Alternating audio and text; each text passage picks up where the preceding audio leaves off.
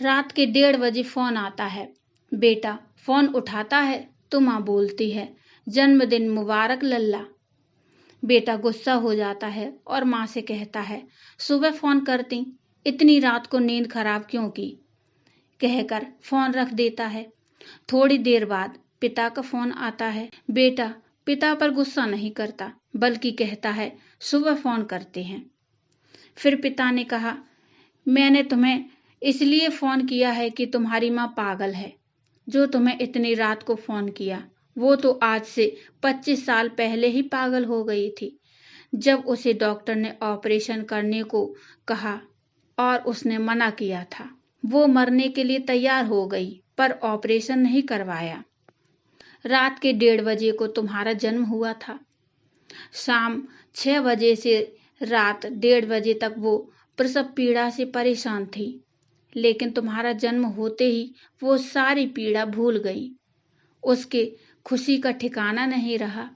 तुम्हारे जन्म से पहले डॉक्टर ने दस्तखत करवाए थे कि अगर कुछ हो जाए तो हम जिम्मेदार नहीं होंगे।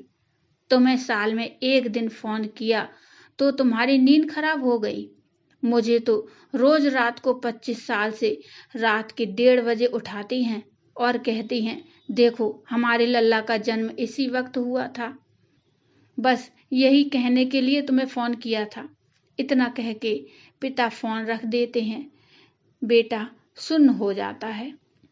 सुबह माँ के घर जाकर माँ के पैर पकड़कर माफी मांगता है। तब माँ कहती है, देखो जी मेरा लाल आ गया। फिर पिता से माफी मांगता है।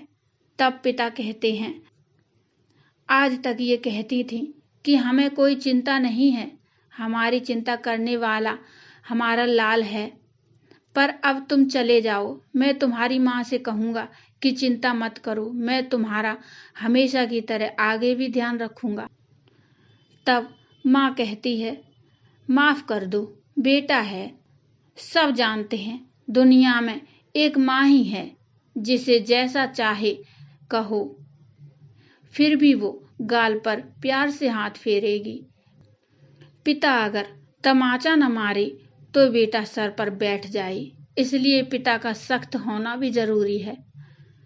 दोस्तों, माता पिता को आपकी दौलत नहीं बल्कि आपका प्यार और वक्त चाहिए। उन्हें प्यार दीजिए।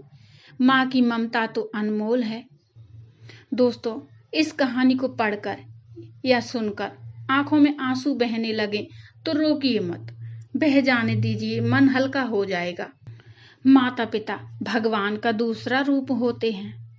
दोस्तों, माँ की ममता, माँ की भावनाओं की कदर कीजिए, उन पर झुंझलाइए मत। दोस्तों, ये छोटी सी कहानी आपको कैसी लगी मुझे कमेंट में बताइए, और हाँ, अपने विचार जरूर मुझे कमेंट में बताइए। कहानी अच्छी लगी हो तो लाइक करिए और चैनल को भी सब्सक्राइब कर लीजिए। Thank you.